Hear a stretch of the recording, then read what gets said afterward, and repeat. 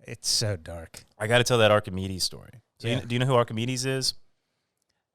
He was supposedly one of the most intelligent people to ever live, right? And he got tragically killed, right? Oh, man. Oh, dude. So Just stupid soldier or he's something like that. He's in Syracuse or whatever, and the Romans are trying to take Syracuse, but he keeps inventing these ingenious war machines. Like they have these ships that come up to the walls of Syracuse, and he invents this claw that fucking picks up ships and just tips them over, and the Romans just can't fucking beat it. They can't. Every time they come, Archimedes has fucking flamethrowers and shit. They're just this dude is unbelievable, you know? But he was a complete recluse. He didn't bathe. He'd be drawing like circles and formulas on his skin when his followers would force him to bathe and shit. And he would just always thinking, what? I didn't know he was fucking crazy. Yeah. So anyways, it makes me think of David, you know? But here's how he dies. The Romans they eventually conquer Syracuse from the land. They gave up by sea. You know, so they come in, and Archimedes is on the beach, and he's drawing circles, formula. By the way, this is the guy who invented pi, fucking pi. You know that number? You know that was him. Yeah, that was him. So he's drawing circles and equations on the beach, and this Roman soldier runs up to him and steps on his circles, and his last words are, "Do not disturb my circles," and he fucking gets stabbed and shanked right there. I wonder what happened to that soldier.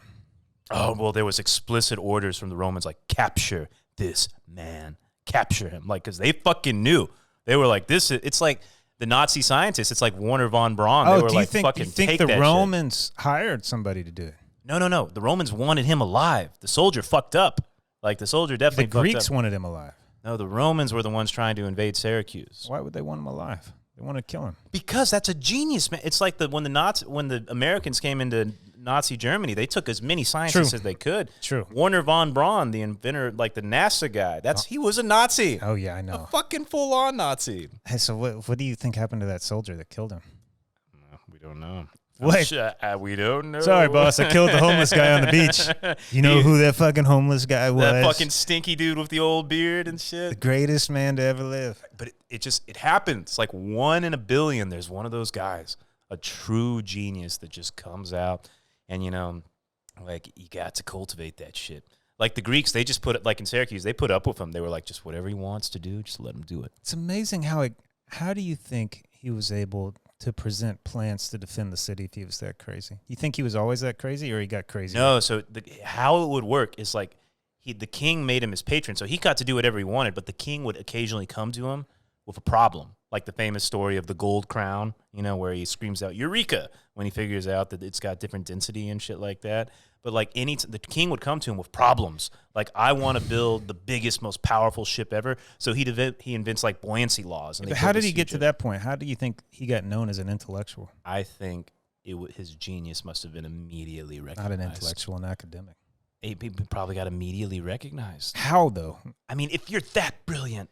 What are you producing? Because if you're crazy, you would have to show something to people. See, see, I'm smart. He was a problem solver. So they would have things yeah, he's a problem solver. So the big thing, he also did the lever, and he's you give me enough of a lever and I can lift the entire world.